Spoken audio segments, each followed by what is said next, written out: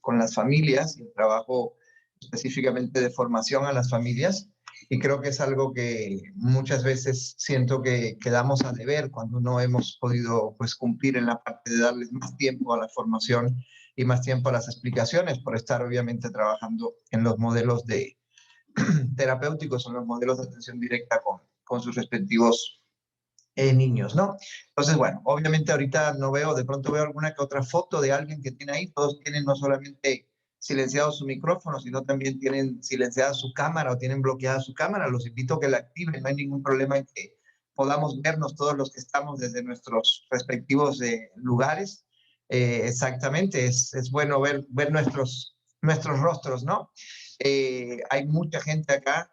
Hola Susi, que hace mucho rato que no veo, la verdad que he trabajado con ellos en diferentes lugares y de veras me da muchísimo gusto saber que somos tantos y que estamos todos acá justamente ahorita para seguir trabajando y seguir aprendiendo. Les mando un gran saludo y vamos a empezar.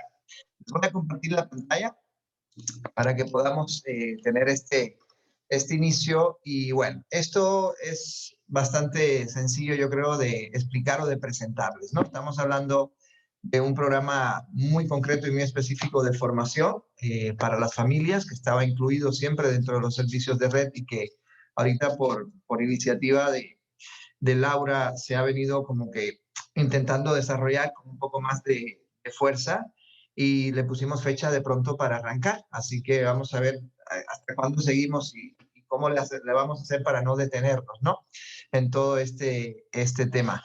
La plática de hoy es la plática de la comprensión de la neurodiversidad. Nos parece que es una plática, digamos, introductoria, no es una plática muy larga en realidad, pero es una plática que es importante porque nos permite entender un poquito dónde estamos parados y en qué nos estamos moviendo, ¿no? ¿Por qué estamos todos juntos en un lugar como Red, ahorita en un lugar en línea, que es una bendición podernos ver todos juntos en el mismo espacio, no es como si tantas sedes, pero nunca podemos estar todos reunidos y esto realmente es muy benéfico para nosotros, ¿no?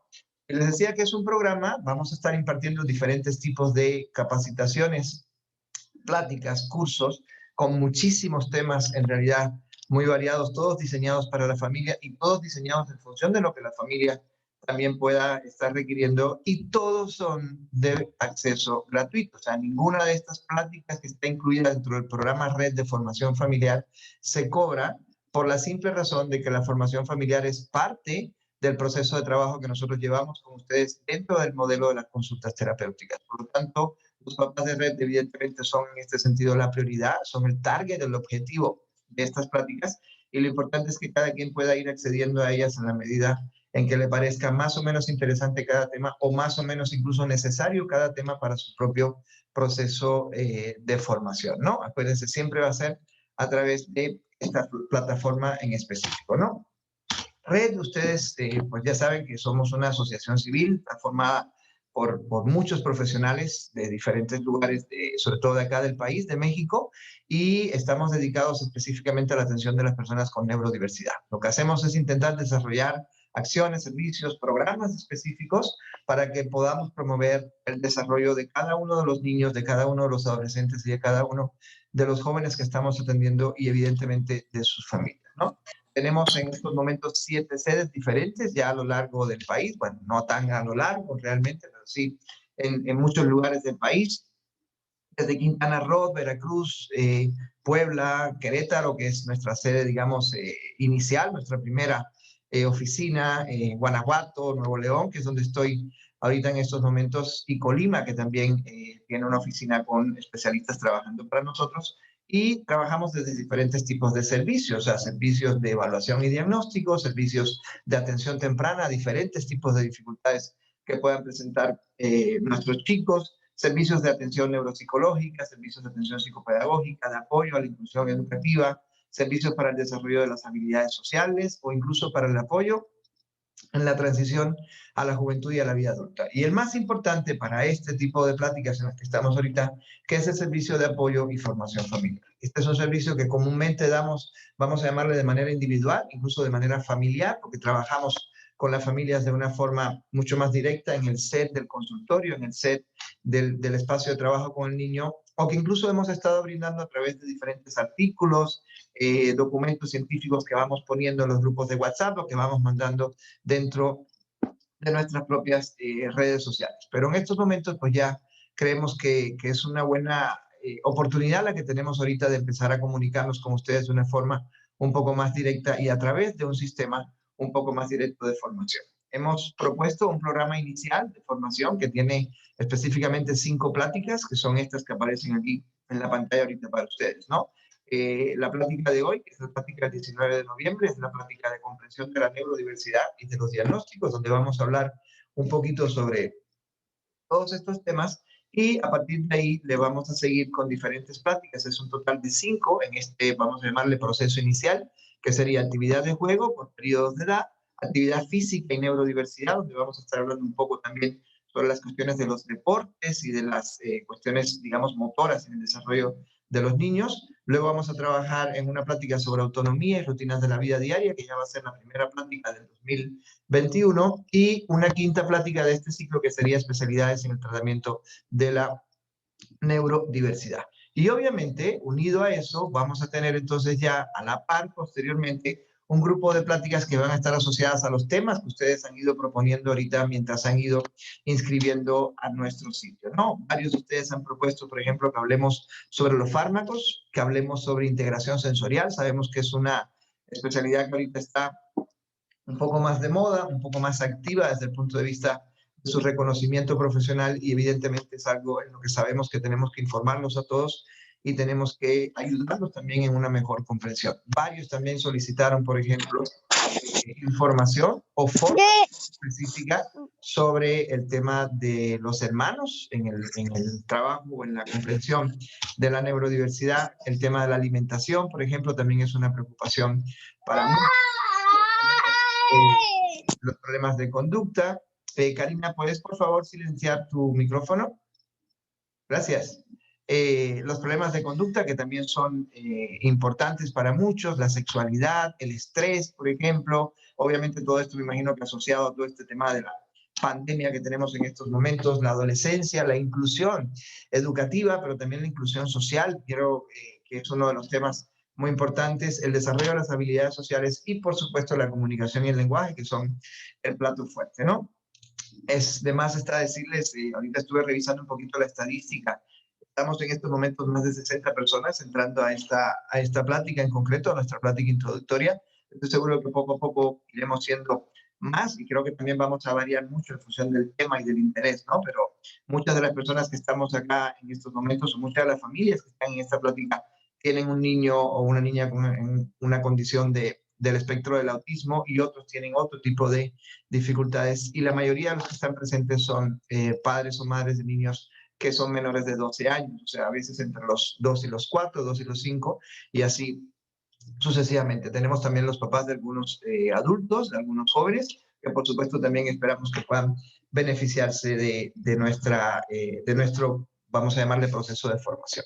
Entonces, bueno, ¿de qué se trata básicamente el tema? Vamos a estar hablando sobre comprensión de la neurodiversidad y los diagnósticos especializados. Vamos a mantener nuestros micrófonos en silencio a lo largo de la plática, pero con la intención sobre todo de que ustedes puedan escribirnos. Hay un chat dentro del mismo mecanismo de Zoom al cual ustedes pueden acceder y pueden ir dejando sus mensajes, sus dudas o sus preguntas en relación a los temas que vamos a estar nosotros acá tocando, porque ya sea que los podamos responder de manera directa en el momento en que nos preguntan o que podamos incluso esperarnos hasta el final para poder hablar sobre ellos. Nosotros no aspiramos a pasarnos de 1 hora en cada presentación del tema. Sabemos que es tarde, pero decidimos que fuera tarde para que muchas familias ya pudieran sentarse un poco más tranquilos a escuchar estas pláticas, a lo mejor a razonar un poco cuestiones inherentes a la situación que viven con sus hijos o con sus familiares que tienen una condición de este tipo, pero ya una vez que sus hijos están dormidos, que ya cenaron, que ya están todos un poco más tranquilos para poderse concentrar y no ser interrumpidos durante una actividad como esta, ¿no? Y elegimos que no fuera muy largo, que no fuera un curso tal cual así donde tuvieran que estar tomando notas o cosas por el estilo, porque sabemos que esa no es necesariamente la actual, digamos, situación de necesidad que pudieran ustedes tener, sino que por el contrario, básicamente sería, oye, pues llegar a socializar un poco nuestras preocupaciones y nuestros temas, ¿verdad? Pero bueno, yo quiero hablarles hoy, como esta plática introductoria, sobre los diagnósticos especializados y sobre los conceptos de neurodiversidad. Como saben, nuestra institución se llama Red de Atención a la Neurodiversidad. Hace ya casi 10 años que cambiamos de nombre, donde incluíamos la palabra autismo, la palabra TEA, justamente dentro de nuestra nomenclatura o dentro de nuestra presentación, a una comprensión un poco más amplia que tenía que ver con el concepto justamente de la neurodiversidad, concepto que implicaba que comprendiéramos que muchas veces no se trata justamente de visualizar aquello que hace a la persona diferente, sino de entender por qué las personas todas tenemos probablemente muchas más cosas en común que cosas que nos diferencian, ¿no? Este tema empezó a lo mejor a tratarse mucho desde los años 90, cuando una socióloga, justamente en condición del espectro del autismo, alguien con espectro del autismo que estudió sociología específicamente, propuso la idea de que no trataran a su condición como una condición discapacitante, sino que trataran a su condición como una condición, de, vamos a llamarle, diferenciante, que simplemente lo que incluía era un cerebro que tenía un modelo diferente de funcionamiento, un modelo diferente incluso de aprendizaje, pero que eso no hacía que se convirtiera en una persona con discapacidad. Y tenía absolutamente toda la razón y la sigue teniendo hasta el día de hoy. Sabemos que las personas que tienen condiciones de este tipo sí tienen un cerebro con un modelo de funcionamiento, vamos a llamarle diferente, con un modelo de intereses muchas veces diferente, con un modelo de comportamiento que sale un poco de la media, de lo común, de lo ordinario, lo que estamos todos acostumbrados, pero eso no hace que se trate de una condición de discapacidad. Eso no hace que la persona sea incapaz de acceder a algo en específico a lo que tiene que ver con los recursos de desarrollo naturales, ¿no? Lo que provoca esto simplemente es una necesidad de apoyo, es una necesidad de ayuda y es una necesidad también de flexibilidad por parte de nosotros, ¿no? Entonces, la idea que planteó Judy Singer en aquellos años 90, ya hoy tienen prácticamente 30 años de que empezamos a hablar justamente de neurodiversidad, ha ido transformando un poquitito el estigma que teníamos sobre todo el tema de una vez que diagnosticas a alguien ya lo condenas, de alguna manera le pones una etiqueta y ya lo dejamos, ¿no? Como de cierta forma a un lado, ¿no? Todo este movimiento lo que enfatizaba era justamente eso. El objetivo no es curar a una persona cuyo cerebro funciona de manera diferente. El objetivo es que aceptemos a esa persona, que lo incluyamos dentro de nuestro concepto de norma, que hagamos nuestro concepto de norma un poco más amplio, ¿no? Antes de pronto podíamos tener una norma mucho más estrecha y hemos ido de pronto flexibilizando esa norma y que eso signifique justamente que comprendamos que estas personas necesitan apoyo y que les podamos dar ese apoyo como miembros de nuestra comunidad, que simple y llanamente los incluyamos en nuestra comunidad, ¿no? Entonces, la idea era, desde esta perspectiva, justamente diferenciar claramente entre por qué tengo un trastorno y por qué no puedo ser considerado como alguien que muestra algo, algún tipo de diversidad o algún tipo de diferencia con respecto a lo que la mayoría consideran lo típico, lo ordinario, por decirlo de cierta forma, ¿no? Y es justamente esto, la idea de quitar el trastorno y poner en el centro a la diversidad, a ese grupo de características que pueden tener los niños y las niñas con los que trabajamos o con los que vivimos, y los adultos también con los que trabajamos y con los que vivimos, y que evidencian en ese sentido muchas veces incluso áreas de oportunidad importantes y también áreas de desarrollo evidentemente muy importantes y muy significativas. O sea, ¿qué tanto aprovechamos nosotros en realidad el concepto de la diversidad incluso con nuestros propios niños con los que estamos trabajando? ¿Qué tanto estamos a veces concentrados en la idea de convertir a nuestros niños en niños típicos y en la medida en que tratamos de convertirlos en niños típicos, estamos desperdiciando muchas veces la posibilidad de hacer que se desarrollen en ciertas áreas donde tienen múltiples intereses o donde tienen intereses muy específicos, pero también intereses muy funcionales o con muy buenas habilidades, ¿no? Tenemos chicos con muchas fallas en el lenguaje, por ejemplo, pero que son muy buenos en las matemáticas. Y tenemos chicos con muchas fallas, por ejemplo, a lo mejor incluso en el funcionamiento comunicativo, pero que tienen un nivel de pronunciación muy bueno o incluso que tienen voces muy buenas. Ahorita justamente estoy en una fase de mi trabajo peculiar porque estoy atendiendo a varias personas jóvenes y adultas en condición del espectro del autismo justamente. Ninguno de ellos se conoce entre sí, pero te estoy hablando a lo mejor de unos 5 diferentes que tienen 16, 18, 23 años, por ejemplo, y todos están, por ejemplo, muy interesados en los cursos de doblaje. Todos tienen unas voces increíbles, esa es la verdad, y todos tienen una capacidad incluso para modular sus voces realmente fascinante, algo que a lo mejor una persona común, más centrado en el tema social o cosas por el estilo, pues evidentemente no desarrolla o en lo cual nos interesa, ¿no? Y uno siempre piensa, no, es que les interesa la computación, o la computadora, o los videojuegos. No, realmente la variedad de intereses es muy amplia y tenemos que aprender justamente a mirar a cuándo estamos en presencia de una habilidad y cuándo estamos en presencia de una dificultad, ¿no? El hecho de que todos mis ojos estén todo el tiempo orientados a aquellas cosas que hacen a mi hijo diferente de los demás niños, muchas veces hace que yo me ciegue y que no vea todo aquello que lo hace bueno. A mí me toca incluso, por ejemplo, encontrarme con muchos niños de los que vienen acá, por ejemplo, con TEA, con déficit de atención, incluso con problemas de conducta, que sí, efectivamente, de pronto tienen fallas importantes en el uso del lenguaje, pero sin embargo son niños increíblemente hábiles en conductas de autonomía personal. Son niños de estos que ya se levantan y tienen 4 o 5 años y son casi capaces de encender la estufa para prepararse su comida, ¿no? Y que identifican muchísimas cosas y que son capaces incluso de valerse por sí mismos en muchas situaciones de vestido, por ejemplo, o incluso de desarrollo de algunas actividades motoras o deportivas. Tengo chicos increíblemente buenos en el uso de la bicicleta, por ejemplo, ¿no? Y de pronto estamos tan concentrados en aquellas cosas que son un problema para ellos, en aquellas cosas que son las que los hacen diferentes de los demás, que no nos damos cuenta de estas otras cosas que son áreas de, digamos, de desarrollo para ellos, áreas que incluso nuestros chicos disfrutan mucho más que aquellas áreas en las cuales nosotros estamos preocupados por verlos diferentes, ¿no? Y a lo mejor al final de esta plática pueda yo dejarles un poco más claro qué es en realidad lo que tenemos que nosotros observar y considerar como áreas de adaptativas para poder realmente trabajar de una manera más funcional con nuestros chicos, ¿verdad? De hecho, les dejo un poquito aquí como una tarea para la casa, ¿no?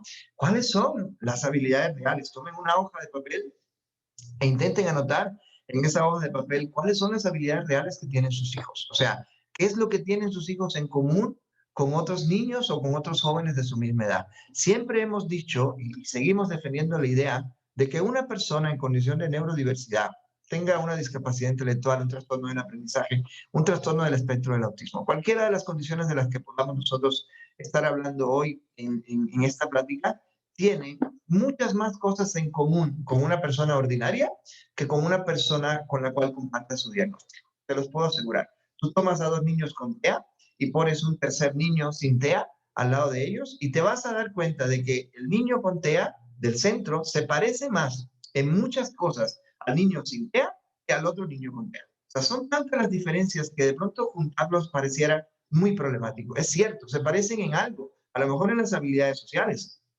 a lo mejor en la cuestión atencional o a lo mejor incluso en las habilidades académicas, pero los juntamos por un área que es un área de dificultad, en vez de juntarlos con los demás por muchas otras áreas en las cuales son tan eficientes como cualquier otra persona, ¿no? Entonces, creo que una de las tareas que tenemos que resolver como familia es en qué es bueno mi hijo, qué es lo que mi hijo sabe hacer muy bien, cuáles son sus áreas reales de desarrollo y qué tanto yo ocupo, qué tanto provecho le saco yo a sus áreas de desarrollo para él y para su propio bienestar. Y esto es un consejo terapéutico desde ya. Cuando la familia se centra y se concentra exclusivamente en intentar resolver aquellos problemas, aquellas situaciones en las cuales su hijo no funciona igual a los demás, comúnmente lo único que hace es provocar un alto nivel de estrés en el niño porque justamente está tratando de resolver aquello que es un problema para él. Cuando la familia puede equilibrar la importancia que le da a las áreas de oportunidad junto con la importancia que le da a las áreas de desarrollo, tiene un niño y tiene un hijo mucho más feliz, un hijo mucho más realizado, un hijo con mucha más autoestima y con mucha más capacidad de desarrollo que lo que podía ser si solo nos centráramos en el área de problemas, ¿verdad?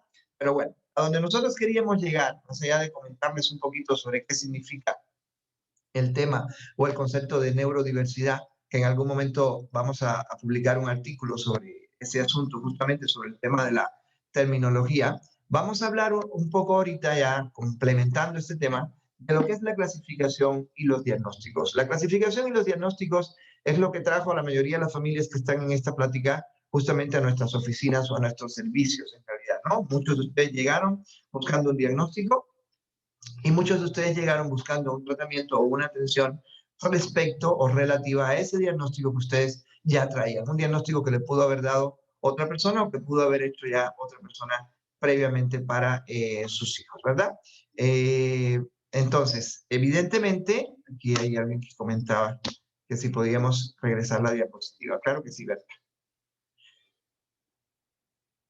Ahí está. Muy bien. Entonces, a dónde tenemos que llegar en este sentido nosotros?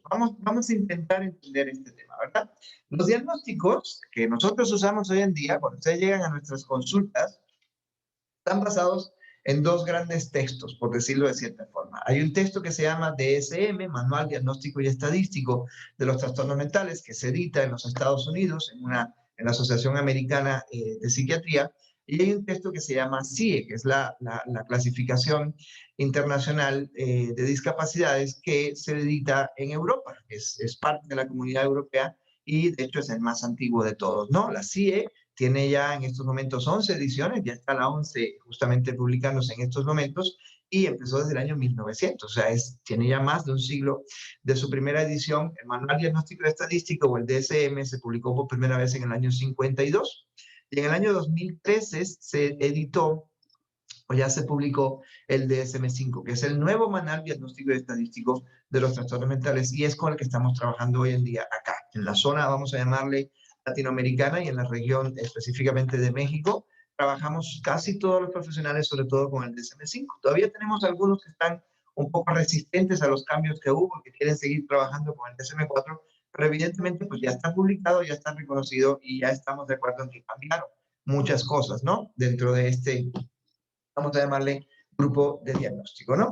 El DSM-5 en particular es un libro sí muy gordo, de hecho lo tenemos acá nosotros en el mueble en estos momentos, incluye dentro de sus diferentes áreas, incluye dos capítulos a los cuales nosotros normalmente deberíamos prestar atención o bastante atención en este caso, ¿no? Uno de los capítulos es el capítulo inherente, este es el texto que les estaba comentando hace unos minutos, es el capítulo inherente a los trastornos del desarrollo neurológico. Dentro de los trastornos del desarrollo neurológico es donde nos vamos a ubicar ahorita de una manera más específica y tiene otro pequeño grupo que son los trastornos destructivos del control de los impulsos y de la conducta. Es un área en la cual también evidentemente tenemos que estudiar un poquito, ¿no? Y aquí en esta diapositiva es donde nos vamos a detener un ratito más hoy hablando sobre muchas de estas cosas, ¿no? No crean que esta es una presentación de muchas diapositivas, sino que por el contrario va a ser una presentación de pocas diapositivas, pero quizás donde podamos hablar de mucho contenido, ¿no? En cuanto terminemos toda la presentación, ahora sí podemos ir abriendo los micrófonos o vamos a revisar las preguntas que nos estén escribiendo para podérselas ir respondiendo de una manera más específica. Si alguien por alguna razón necesita decir algo muy concreto, puede también levantar la mano para hacer su participación, ¿no? Bueno, dentro de este grupo que les comentaba acá, este grupo aquí marcadito en azul, vean todo lo que hay dentro del manual. Es un manual repleto de todas aquellas alteraciones que pueden vivir o que pueden coexistir dentro del desarrollo, vamos a llamarle mental, de un ser humano, ¿de acuerdo? Aquí está todo, desde los problemas, los trastornos alimenticios, la ansiedad, la depresión, los trastornos bipolares, la esquizofrenia, todo lo que sea inherente a nuestro, vamos a llamarle, sistema nervioso desde el punto de vista mental. Y hay un área dentro de eso, evidentemente, que es el área que pertenece al desarrollo de los niños. Por eso se llaman trastornos del desarrollo neurológico. Esto antes se llamaba trastornos de inicio en la infancia, la niñez y la adolescencia, que es justamente de lo mismo, de lo que estamos hablando en estos momentos, ¿no? Y estos trastornos del desarrollo neurológico están divididos en 6 áreas específicas o en 6 alteraciones específicas. La primera de ellas es la discapacidad intelectual, de la cual hoy vamos a hablar un poquito más para poderles explicar un poco cómo es la discapacidad intelectual. En realidad, la segunda de las áreas o el segundo de los grupos diagnósticos es el grupo diagnóstico de los trastornos de la comunicación. El tercero es el grupo de los trastornos de las habilidades motoras o de la conducta motora. El cuarto es el que se conoce como trastorno por déficit de atención, que es uno de los más famosos que hemos tenido, ha tenido grandes olas de diagnóstico hasta el momento.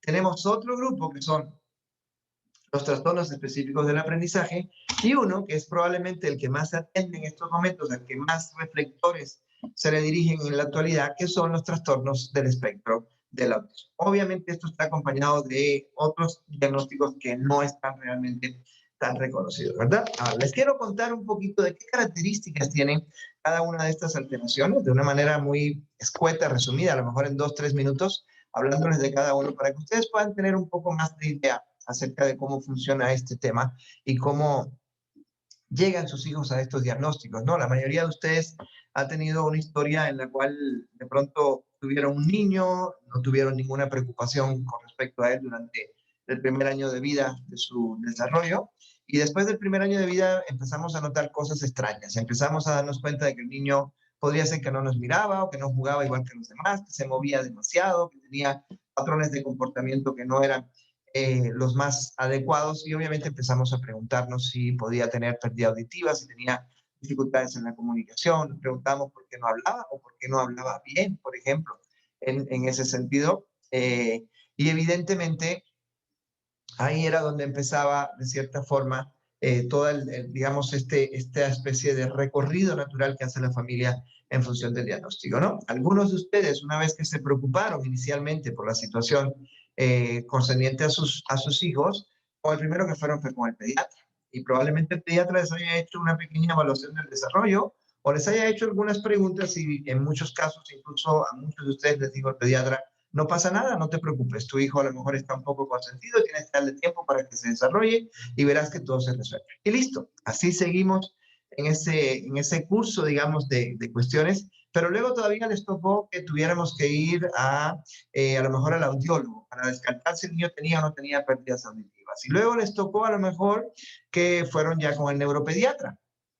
Y el neuropediatra es probablemente la figura que más diagnóstico realiza en estos momentos. Es la persona con la que vas y tienes una reunión, a veces una consulta de 20, de 40 minutos, y en esa consulta de 20, 40 minutos, una hora. Hace poquito publicamos un estudio justamente sobre ese tema, en el que ustedes afortunadamente nos ayudaron y participaron. En ese periodo de tiempo, el neuropediatra hace un grupo de preguntas, hace un grupo de observaciones, y normalmente te dice: oye, yo creo que tu hijo tiene un trastorno de la comunicación, a lo mejor tu hijo tiene una disfasia del desarrollo, yo creo que tu hijo tiene trastorno por déficit de atención, yo creo que tu hijo tiene trastorno del espectro del autismo, yo creo que tu hijo tiene discapacidad intelectual. Es un diagnóstico al que le llamamos diagnóstico presuntivo.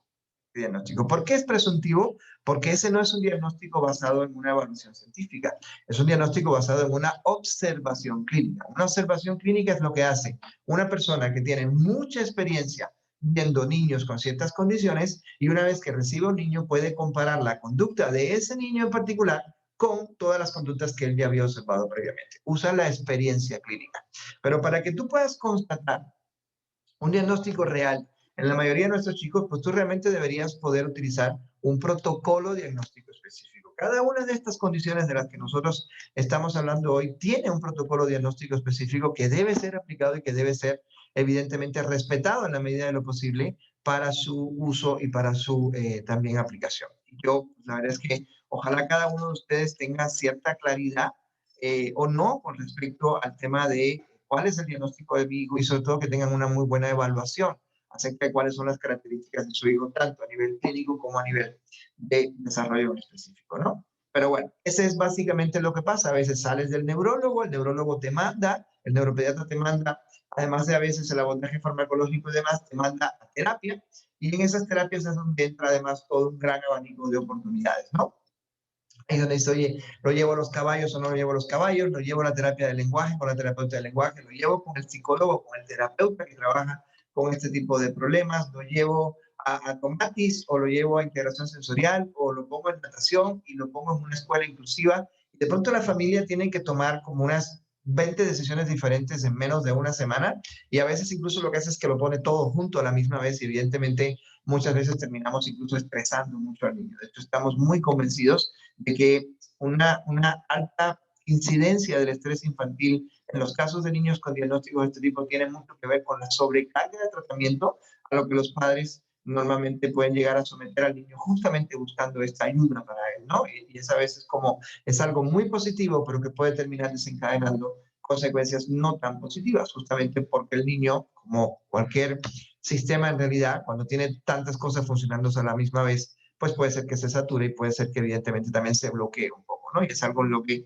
tenemos que aprender a pensar, pero ya llegaremos en algún punto a una plática sobre los tratamientos y cómo organizar los tratamientos para sus hijos. Hoy vamos a hablar específicamente los diagnósticos, ¿no? Entonces les decía, dentro de este grupo de los diagnósticos, el primero del que quiero hablarles hoy es la discapacidad intelectual.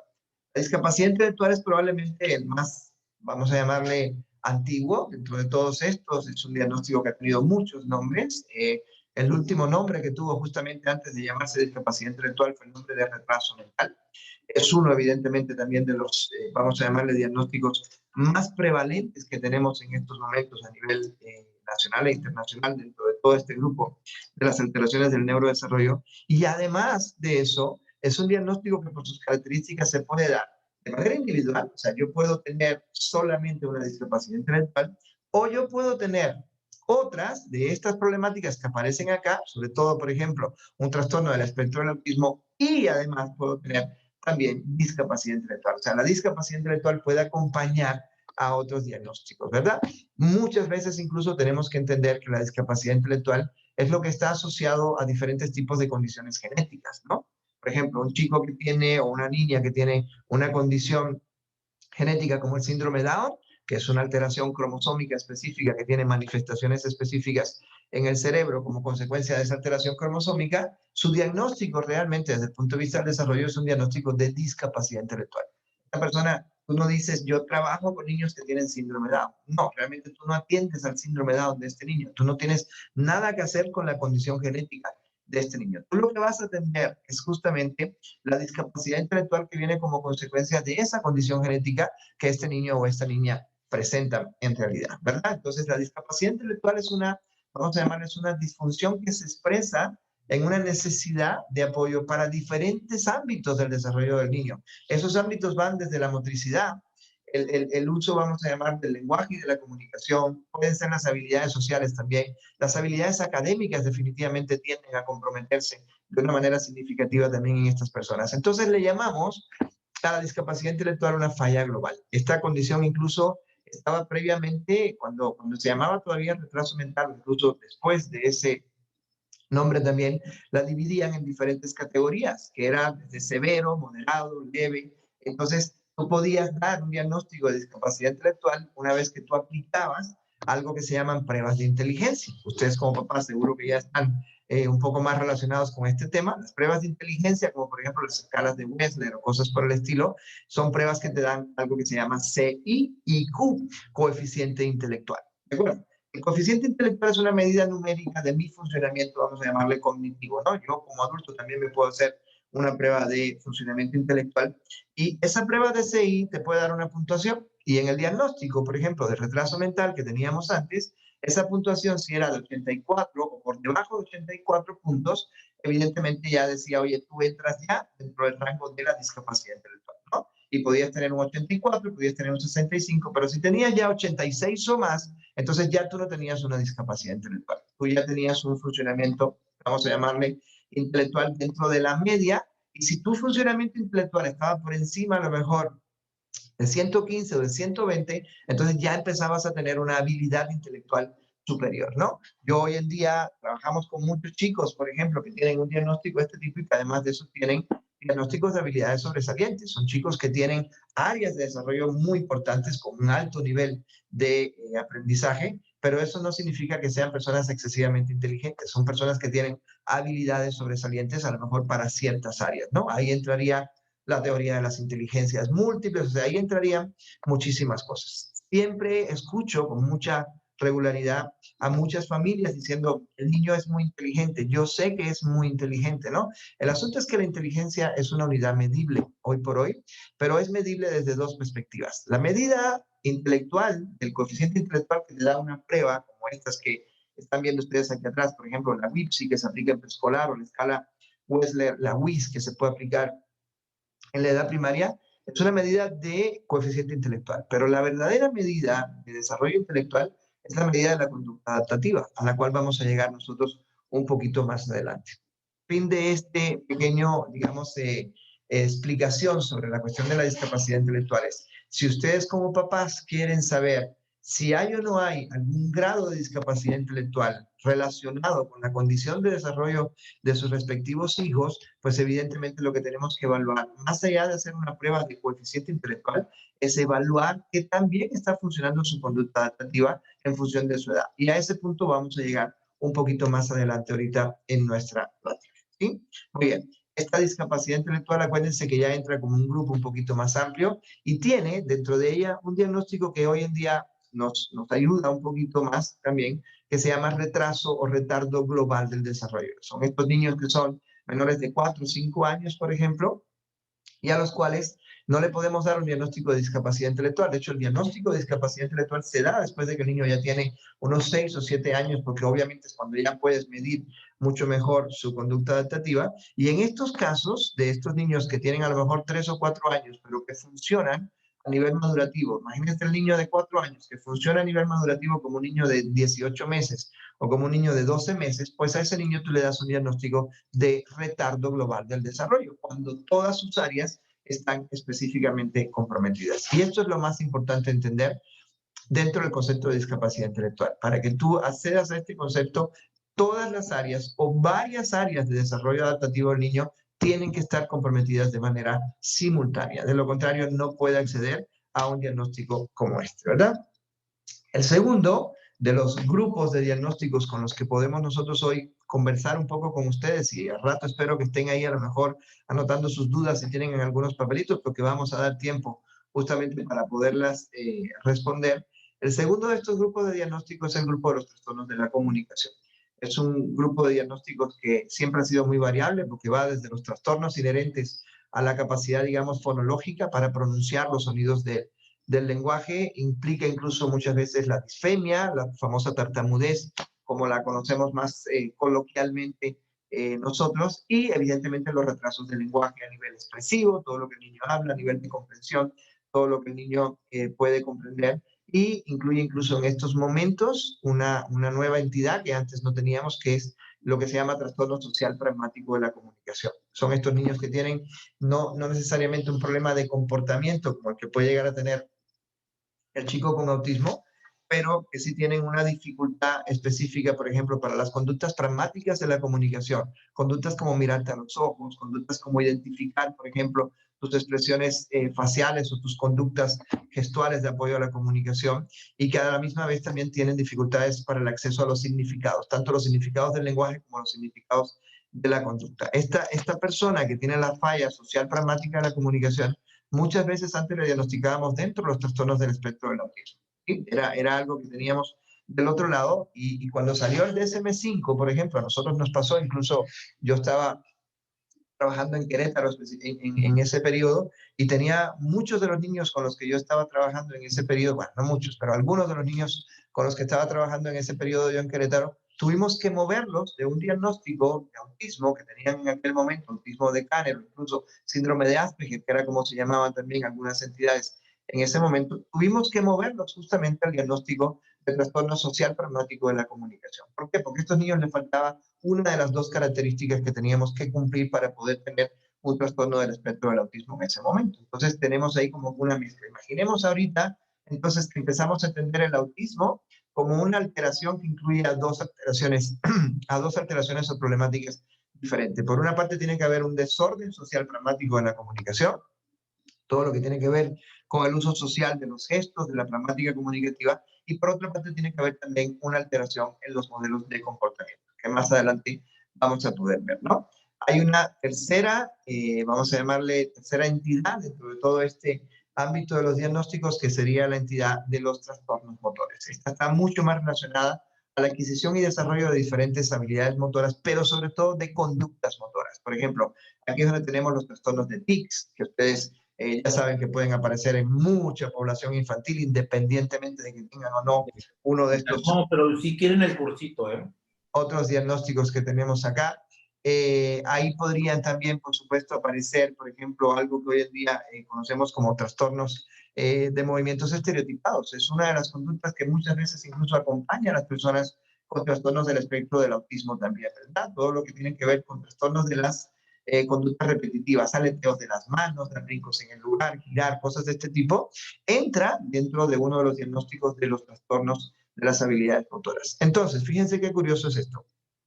Yo puedo tener un niño que tenga todas las conductas prototípicas del autismo, desde el punto de vista del aleteo de las manos, brincos en el lugar, movimientos repetitivos y conductas estereotipadas, Pero si no tiene disfunciones o deficiencias en el área sociocomunicativa, entonces no tiene autismo.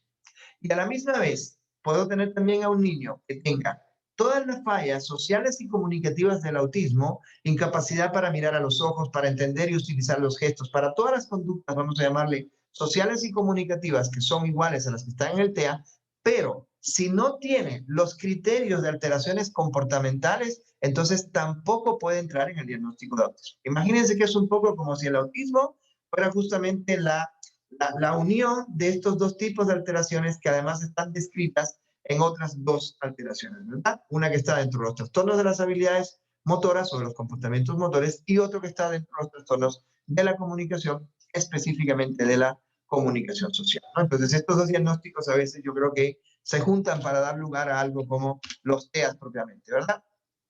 Y el cuarto de los grupos de diagnósticos de los que tenemos que tener evidentemente cada vez una mejor comprensión nosotros es el trastorno por déficit de atención. El trastorno por déficit de atención es histórico, es famoso, muchos adultos hoy por hoy te dicen todavía que tienen déficit de atención, que tuvieron déficit de atención cuando pequeños. El déficit de atención ya es algo incluso que usamos, ¿no? Coloquialmente. Es que es mi déficit de atención, ¿no? Es como casi como que algo muy común de reconocimiento y tuvimos un boom en los años 90, en los años inicios de los años 2000, tuvimos una gran explosión de diagnósticos de déficit de atención justamente porque se hizo un poco más famoso el concepto y prácticamente todo aquel niño que tuviera algún tipo de problema dentro del aula, por cuestiones de conducta, porque se paraba del asiento, porque no atendía a la maestra, porque no seguía las instrucciones, por las razones que sea, terminaba con un diagnóstico de trastorno por déficit de atención, lo cual realmente era un error conceptual, ¿no? El niño con un trastorno por déficit de atención tiene una falla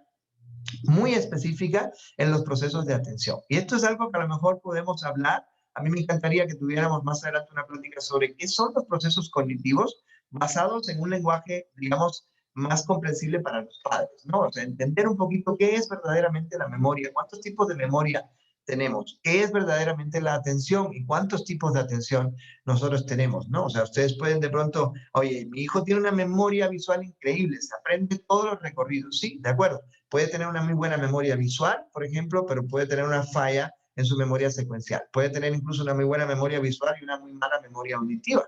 Y si yo no puedo tener una buena caracterización de sus procesos cognitivos, no puedo aprovechar esos procesos para su enseñanza. Por eso es tan importante que podamos caracterizar bien al niño. Si tú a mí me dices, oye, mi hijo tiene una buenísima memoria visual y yo puedo constatarlo, yo puedo usar esa memoria visual para la enseñanza, por ejemplo, de la lectura y la escritura. Pero si yo no logro caracterizarlo, pues definitivamente a lo mejor yo sigo utilizando el lenguaje oral como mi modelo para enseñarle lectoescritura a tu hijo y justamente fallo. No por culpa de la capacidad de tu hijo, sino por culpa del mecanismo que estoy utilizando para enseñarle a tu hijo un proceso como ese, ¿no?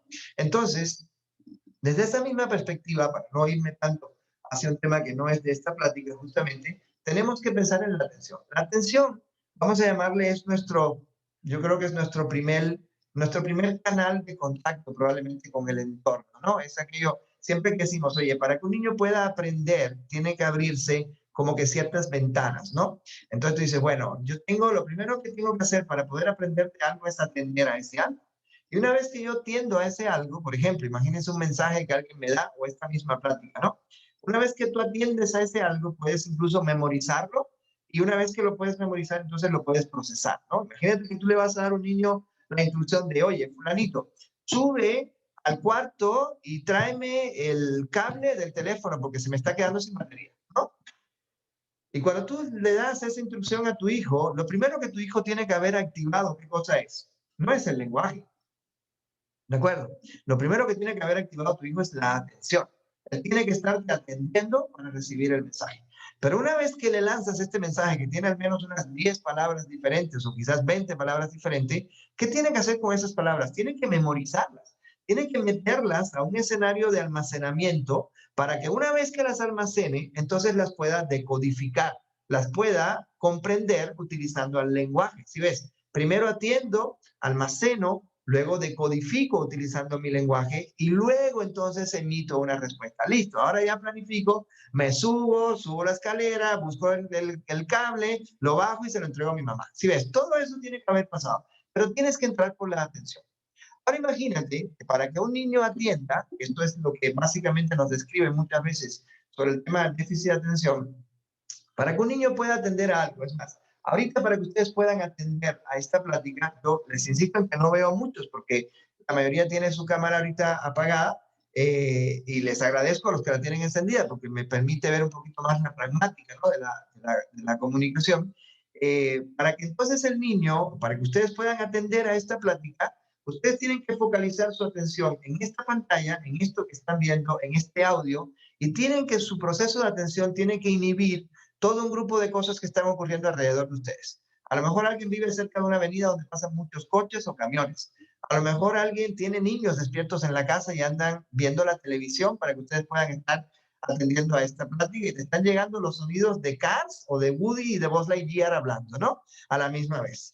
Si ves, a lo mejor está el papá cuidando al niño y jugando con el niño para que ustedes puedan estar en la plática. Su proceso de atención tiene dos mecanismos activos en estos momentos. Uno es focalizo mi atención en el estímulo que estoy recibiendo y el otro lo que está haciendo es inhibiendo el resto de los estímulos que están llegando, ¿de acuerdo? Esto incluso funciona mucho hasta con la integración sensorial, ¿de acuerdo? Es como decirte, cuando yo estoy aquí sentado ahorita dando la plática, yo estoy prestando la atención a un grupo de estímulos y, por ejemplo, yo no estoy sintiendo la sensación de la silla en mis muslos ni en mis glúteos, evidentemente. Yo no le estoy prestando atención a ese estímulo. Yo no le estoy prestando atención a los zapatos que tengo puestos en mis pies, por ejemplo, ni a las mangas a lo mejor de mi saco en mis brazos. Obvio, cuando lo menciono, enseguida lo siento, enseguida me hago consciente de esas sensaciones, ¿verdad? ¿Sí ven? Pero si yo empiezo a hacerme consciente de todo lo que entra, entonces no puedo procesar prácticamente nada. Entonces, la atención tiene que tener un proceso que se llama de selectividad. O sea, hay muchos tipos de atención. Sostenida, por ejemplo, que es cuando tú le prestas atención de manera sostenida a un mismo estímulo. Cuando tú estás viendo una película, utilizas tu atención sostenida. Hay otro tipo de atención, es la atención dividida. Cuando tú estás manejando, por ejemplo, conduciendo tu coche, tú tienes un modelo de atención dividida. De hecho, a veces la dividimos demasiado. A veces estamos manejando, vemos los semáforos, el que viene detrás, el coche que va adelante, si frena y se encienden sus luces o no, los coches que vienen al lado. Y todavía estamos oyendo música o estamos hablando por teléfono e incluso leyendo mensajes o mandando audios. ¿Sí ves? ¿A cuántas cosas le estás prestando atención a la misma vez? Eso es un proceso de atención dividida. ¿Sí ven? Entonces es atención focalizada, atención dividida, atención sostenida. En el niño con déficit de atención y en este proceso de atención yo tengo que tener algo que se llama atención focalizada, es prestar atención a un único estímulo o a un grupo específico de estímulos y poderme inhibir del resto de los estímulos. El niño que muestra fallas atencionales con todas las conductas que esto implica en el diagnóstico de déficit de atención, lo que tiene es justamente una falla muy específica en su capacidad para inhibir estímulos. ¿De acuerdo? O sea, su problema no es incapacidad para concentrarse. Y de hecho, todos los papás que están en este grupo que tienen un niño con esas características saben perfectamente que aquello que al niño le gusta se puede quedar 2 horas haciéndolo. ¿De acuerdo? ¿Sí ven? Entonces, no se trata de que él sea incapaz de concentrarse en algo. Lo que le pasa muchas veces al niño es que tiene dificultad para inhibir el resto de los estímulos que están llegando, ¿no? Hoy, por ejemplo, yo en la tarde justamente estaba trabajando con un niño, creo que su mamá está en la plática justamente, y me daba cuenta de que sus ojos, en mi escenario del consultorio, obviamente tengo los juguetes, todo está expuesto, y evidentemente este niño no podía dejar de hacer esto, ¿no? Estaba todo el tiempo posando sus ojos en diferentes estímulos. Yo decía, claro, ¿cómo yo quiero que él me atienda a mí cuando su vista está recibiendo una enorme cantidad de estímulos y él no puede evitar prestarles atención? Entonces, como no puede evitar prestarles atención, definitivamente pierde la atención en lo que yo le estoy transmitiendo. Hay que entender el déficit de atención justamente desde el punto de vista de cómo lo podemos enfocar mejor. Y estos niños, obviamente, cuando no pueden inhibir estas cosas, imagínate que empieza a jugar con un rompecabezas, pero de pronto aquí en su campo visual aparece un carrito. Y entonces el cuate abandona el rompecabezas a medio hacer y se va para el carrito. Y está con el carrito, pero ya le apareció otra cosa aquí y ya se volvió a cambiar de actividad. Y eso es lo que le va a pasar también en el aula. El niño con déficit de atención en el aula está tratando de copiar lo que la maestra está dictando, pero el de al lado se movió. Y el cuate hizo esto. Pero mientras esto pasó, además, el de acá habló y entonces también hizo esto. Y como él no puede inhibir estos procesos, pasó un maestro hablando por el pasillo, sonó un timbre de la secundaria que va a salir a su recreo en esto. Cada uno de esos estímulos hace que el niño tenga que dirigir su modelo, su radar se mueve permanentemente buscando estos estímulos y entonces son chicos que fallan en muchas actividades, fallan en muchas tareas. Esto te explica por qué tropiezan con tantas cosas, por qué tienen mucha torpeza motora a veces en cierto tipo de actividades, por qué dejan todo sin terminar, por qué olvidan muchas cosas en la escuela o en el recreo y son bastante descuidados a veces incluso con muchas de las actividades que hacen. Todo eso está explicado justamente por algo como eso. Entonces es importante obviamente poder comprender este tipo de dificultades para poder ayudar mejor a estos chicos, ¿no? Obviamente yo puedo tener, por ejemplo, discapacidad intelectual y problemas atencionales importantes. Yo puedo tener autismo y déficit de atención a la misma vez. Yo puedo tener un trastorno de la comunicación y un déficit de atención a la misma vez. O sea, tenemos que entender que muchas de estas cosas se conjugan. Ninguno de los niños con los que vamos a trabajar es muy raro que nos encontremos eso, lo que le llamamos el niño puro. El niño puro que tiene un único diagnóstico y todo lo demás funciona perfecto. No, porque una alteración en la comunicación trae muchas consecuencias en el resto de mis procesos. Una alteración en la atención trae muchas consecuencias en el resto de mis procesos. Y es importante que como papás sepamos justamente cuál es el núcleo del problema y cuáles son las consecuencias del problema. Porque si yo me dedico solamente a las consecuencias, realmente pierdo mucho tiempo importante de atención con mi hijo, ¿no? Pero bueno, eso es también harina de otro costal, ¿sale? Muy bien. Y nos quedan todavía dos por hablar. Bueno, 2 o 10 por hablar, ¿no? La adquisición de herramientas académicas inadecuada es lo que se conoce como trastornos específicos del aprendizaje. O sea, la famosa dislexia, disgrafía, discalculia, que termina llamándose dislexia en general para todos nuestros chicos, es una dificultad inherente a la capacidad del niño para aprender de manera convencional y de manera funcional las herramientas académicas del desarrollo. Entiéndase la lectura y la escritura y las matemáticas, evidentemente, ¿verdad? Los trastornos específicos del aprendizaje son, a lo mejor el ejemplo más coloquial es el del niño que pone las letras al revés, o que se salta sílabas cuando está leyendo, o que se salta renglones cuando está leyendo, que escribe todo a la inversa, que va escribiendo así como todo hacia abajo, por ejemplo, en la medida en los renglones, o sea, que tiene esta dificultad específicamente papás y mamás en el proceso académico, ¿de acuerdo? Para que tú puedas dar un diagnóstico de trastorno del aprendizaje, el resto de los ámbitos de desarrollo de este niño, el ámbito social, el ámbito comunicativo, etcétera, tiene que tener un buen nivel o un buen modelo de desarrollo. Para que sea un diagnóstico de un trastorno del aprendizaje, tiene que haber una falla para adquirir la herramienta académica, pero en ausencia de un compromiso cognitivo. O sea, un niño con discapacidad intelectual que no ha aprendido a leer y escribir no tiene un trastorno del aprendizaje, tiene una discapacidad intelectual. ¿De acuerdo? Y eso es importante que lo discriminen.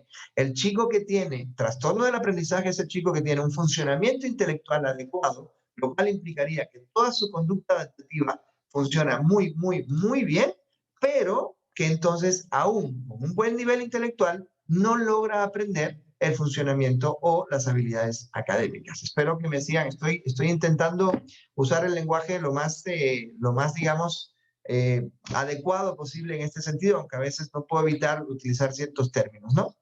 Y obviamente el último, de los que nos tocaría por mencionar, no es el último por casualidad, sino por decisión, en realidad, es el trastorno del espectro del autismo. El trastorno del espectro del autismo es el diagnóstico que a lo mejor más cambios ha tenido a lo largo del tiempo. Esta entidad, EA, vino a hacer toda una revolución a partir del año 2013, cuando salió el DSM-5, porque antes estos diagnósticos se conocían como trastornos generalizados del desarrollo, los TGD. Muchos de sus hijos todavía podrían andar con un diagnóstico de ese tipo, ¿no? Y los TGDs estaban divididos justamente en 5 entidades.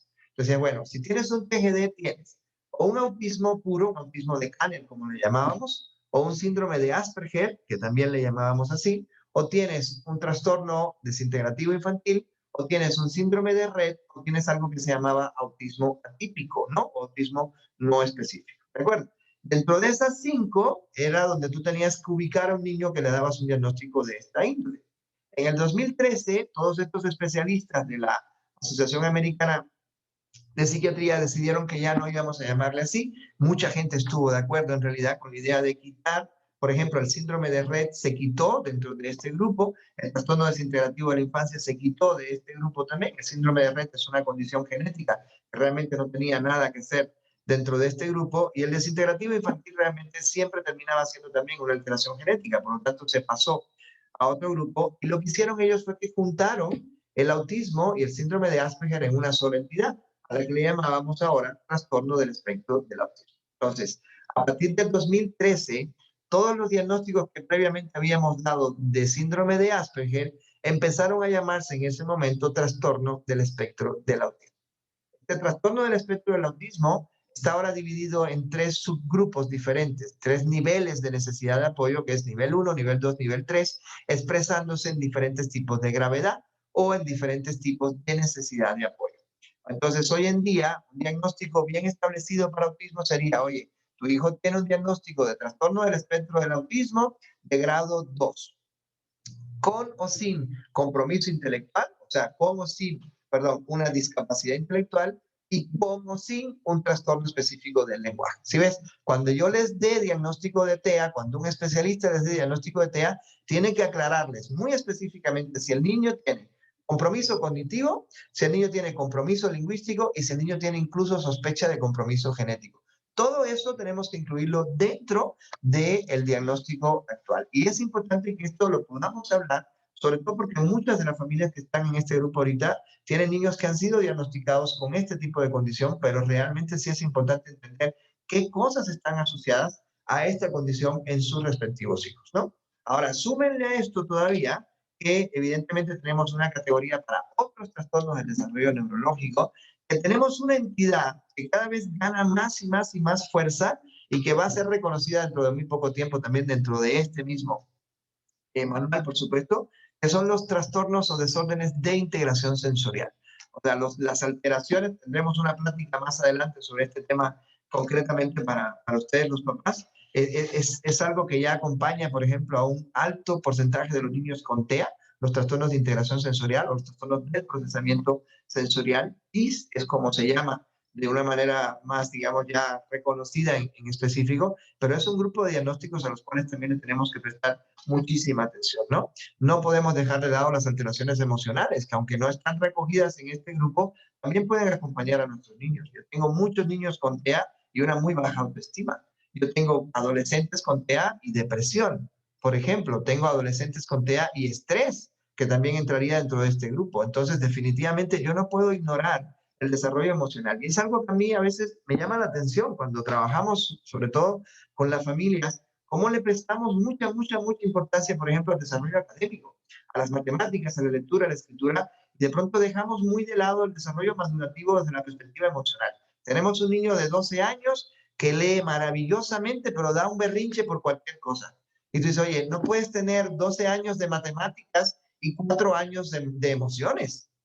O sea, esto no te permite adaptarte a la vida real, en realidad. Cuando tú salgas a la calle y cuando tú te vayas a la secundaria, con 12 años de aprendizajes de matemática, pero comportándote como un niño de 3 o 4 años en cuestión de resolución de conflictos o de manejo emocional de los conflictos, vas a tener muchas dificultades para adaptarte. ¿Y eso qué tiene que ver? ¿O por qué esto es importante? Porque nos damos cuenta de que muchas veces el esfuerzo de intervención que le damos a estos diagnósticos se centra muchas veces tanto en el área del problema, por ejemplo, la habilidad lingüística en un niño con un trastorno de este tipo, y se centra evidentemente en aquello. Yo siempre digo que nosotros estamos sujetos a aquello por lo cual la sociedad nos evalúa, ¿sí? Y ya nos acostumbramos, desafortunadamente, a que la sociedad moderna evalúa a nuestros hijos en función de su desempeño escolar. El desempeño escolar de un niño se evalúa en función de su desempeño en la ciencia, vamos a llamarle los contenidos académicos más exactos, matemáticas, lectura, escritura, y obviamente ahorita también tenemos el inglés como una de las grandes áreas, ¿no? En muchas escuelas, por ejemplo, sobre todo en el norte, me doy cuenta de que es algo sumamente importante, ¿no? Entonces, oye, y nadie evalúa, por ejemplo, a nuestros niños en habilidades sociales dentro de la escuela. Nadie evalúa a nuestros niños en habilidades emocionales. Nadie, ningún papá recibe, oye, te doy el diploma porque tu hijo ganó el concurso de habilidades emocionales de la escuela. No, no, no, no, en la escuela hay concurso de matemáticas, pero nunca hay concursos de solidaridad, por ejemplo. O sea, eso no ocurre dentro de nuestros contextos. Entonces, obviamente, La sociedad está priorizando algo y nosotros nos estamos dejando arrastrar dentro de todo este tema y estamos sometiendo a nuestros niños, obviamente, a una exigencia como esa. Y es algo en lo que tienen que reflexionar ustedes. ¿Qué tan importante es el éxito académico en estos momentos para que una persona tenga éxito como ser humano? ¿Sí? Ojo, el éxito académico, cuando ese éxito académico sacrifica a otros ámbitos del desarrollo y evidentemente conduce también a muchas alteraciones emocionales. Y obvio, no podemos dejar tampoco de mencionar las alteraciones de conducta, ¿verdad? Que también muchas veces los acompañan. Entonces, si se fijan bien, es todo un diapasón de diferentes tipos de problemas o de situaciones que pueden estar describiendo las conductas que tienen sus hijos en estos momentos. Pero ojo, no estamos solos en este tema, ¿no? Si se fijan bien en la prevalencia, yo aquí estoy siendo, digamos, es un dato humilde, el del TEA, por ejemplo, la prevalencia de los trastornos del espectro del autismo. Hoy por hoy en México se suma que es 1 por cada 115. Estamos hablando de 8 por cada 1000 personas aproximadamente. Y ya en el DCM5, por ejemplo, se estima que es el 1% de la población. O sea, visto desde otra perspectiva, si México tiene en estos momentos 130 millones de habitantes, entonces tenemos 1.3 millones de personas con autismo en México. Es así de sencillo. ¿Sí? Es bastante, bastante fácil de entender en qué mundo nos estamos moviendo, ¿no? El déficit de atención, por ejemplo, afecta al 5% de los niños, al 5% de la infancia. Estamos hablando de 50 por cada 1000. Fíjense, en autismo estamos hablando de 8 por cada 1000 y en TDAH estamos hablando incluso de 50 por cada 1000 y en el 2% de los adultos. No crean que el déficit de atención no existe en las personas adultas. También existen las personas adultas. Por eso es una de las pocas condiciones de neurodesarrollo que sí tiene un proceso, digamos, de tratamiento farmacológico bien establecido y con muy buena evidencia de efectividad, a diferencia de otras condiciones de este tipo, ¿no? La discapacidad intelectual también ocurre en un 1% de la población. Es una prevalencia muy similar a la que tenemos en el espectro del autismo, aunque lamentablemente ahorita hemos tenido una especie, ya esto está publicado en un par de artículos justamente, hay una especie de desplazamiento de los diagnósticos y ahorita se está diagnosticando mucho menos discapacidad intelectual, fíjense qué interesante es esto, papás, y mucho más autismo. ¿Qué significa? Parece ser que socialmente elegimos como condición del neurodesarrollo que es mejor tener TEA que tener una discapacidad intelectual. Y entonces incluso lo que nos está pasando es que muchos profesionales hoy por hoy, si se fijan bien, metas en internet y busquen cuántos cursos se están dando, se van a dar cuenta de que se dan muchísimos cursos sobre autismo y muy poquitos cursos sobre discapacidad intelectual. Muy poquito, realmente es muy raro que te encuentres un curso sobre este tipo de temas, ¿no? Entonces, te das cuenta de que te metes a Netflix y te encuentras al menos 5 series dirigidas hacia el autismo. ¿Y cuántas hacia la discapacidad intelectual? Ninguna. Salió una película española en el 2019, creo. La única que hubo en todo el año sobre discapacidad intelectual. Y de series sobre autismo, aquí les cuento todo lo que ocurrió. Entonces, obviamente, estamos haciendo mucho más famoso el autismo y eso hace que entonces empecemos a meter en este grupo muchas más cosas, ¿no? Yo les decía el otro día a un grupo de profesionales con los que trabajaba, ¿no? A veces esto es un poco como si nos enseñaran los colores, ¿no? Y tú dices, mira, si yo llego contigo a un lugar y en vez de enseñarte todo un diapasón de colores, como esto, por ejemplo, te enseño solamente el color verde y te digo, este es el color verde. Y si tú solamente conoces el color verde y no conoces todos los demás colores, cuando yo te enseño esto, tú no me dices que esto es amarillo, tú me dices que esto es un verde más clarito. Y cuando yo te enseño este, tú no me dices que es naranja, me dices que es un verde más oscuro, porque tú solo conoces el verde. ¿Sí ves? Esto es lo que nos está pasando a nosotros hoy en día con el autismo. Muchos profesionales nos estamos formando exclusivamente en TEA y estamos dejando de entender al resto de las condiciones. Y cada vez que nos llega un niño es mucho más fácil decirle a la familia, tienes TEA, ¿sí? Y la familia se va con el diagnóstico de TEA. Y a mí me toca acá, por ejemplo, en el consultorio me ha pasado muchas veces que los recibo a ustedes y tengo que explicar a las familias que su hijo no tiene autismo, que su hijo tiene, por ejemplo, una discapacidad intelectual. No, pero es que el niño da brincos en el lugar y aletea con las manos. Sí, pero es que cualquiera de las condiciones de las que yo les estoy hablando hoy tiene movimientos estereotipados. Es de hecho todas. Tú puedes tener discapacidad intelectual y movimientos repetitivos. Puedes tener trastornos del aprendizaje y movimientos repetitivos. Déficit de atención y movimientos repetitivos. Autismo y movimientos repetitivos. Puedes tener autismo y trastornos sensoriales, déficit de atención y trastornos sensoriales, discapacidad intelectual y trastornos sensoriales. Entonces, la conducta no puede ser lo que nos sirva para identificar. Y hay un gran desplazamiento también en ese sentido, ¿no? Los trastornos de la comunicación, por ejemplo, están afectando a un 2-3% de la población infantil en términos de comunicación y de un 3 a un 6% en lo que son trastornos del habla, en la edad escolar específicamente, ¿no? Y luego los trastornos de las habilidades motoras, sobre todo en la coordinación, afecta al 6% de los niños entre 5 y 11 años. O sea, entre trastornos de tics, trastornos de movimientos repetitivos, cuestiones de este tipo, estamos hablando de un alto porcentaje de la población, ¿no? Y los trastornos del aprendizaje a 5 a 15% de los niños en la edad escolar también. Entonces, si se fijan bien, estamos hablando de una situación, de una problemática bastante prevalente y bastante frecuente. Y esto es lo que hace que cada vez se defienda más el concepto de la neurodiversidad.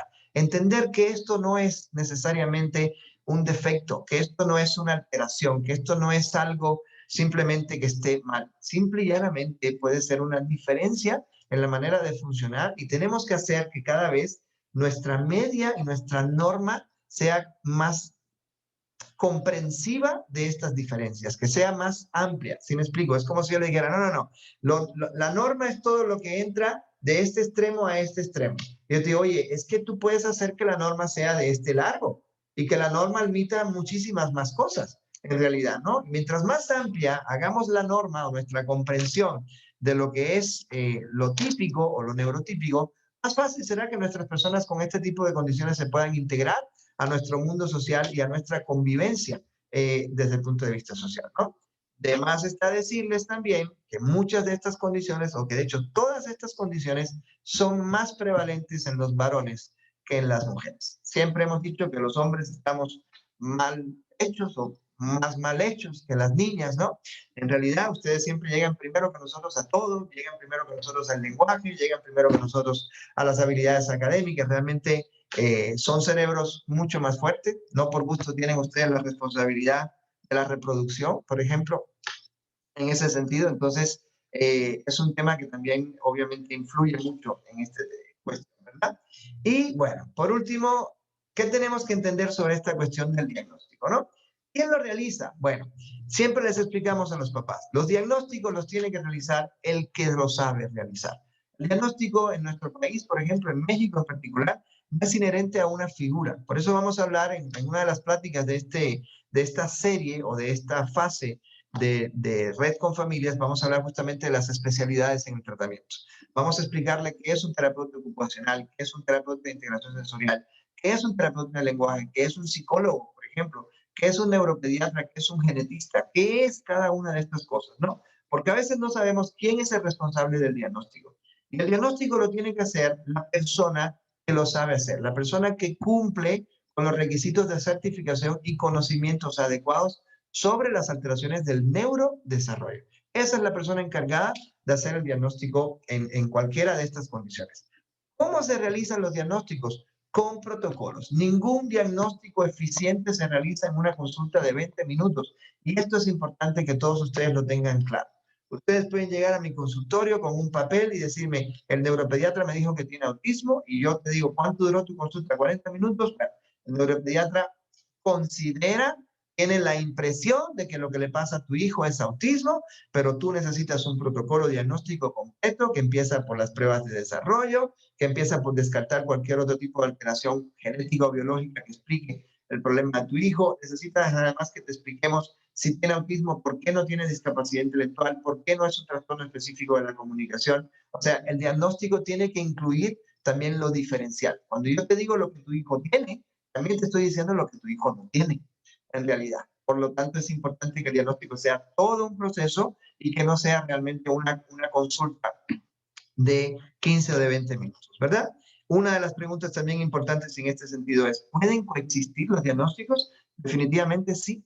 Tú puedes tener TEA y discapacidad intelectual, puedes tener discapacidad intelectual y rasgos de TEA también, puedes tener TEA y déficit de atención, puedes tener TEA y trastornos del aprendizaje, por ejemplo. O sea, muchos diagnósticos pueden coexistir. Y de hecho, siempre les explicamos a los papás, por ejemplo, el diagnóstico es importante a lo mejor en los primeros años de vida porque te explica de cierta forma O sea, ¿para qué te sirve el diagnóstico, no? Te explica muchas veces o te sirve muchas veces para explicarte cómo funciona el mecanismo de desarrollo de tu hijo y cómo ayudar a tu hijo en el sentido de su desarrollo. Pero cuando tú recibes a un niño de 7 años, por ejemplo, en la consulta, para trabajar con él, cuando tú lo recibes en la consulta, ya tú no recibes al autismo del niño.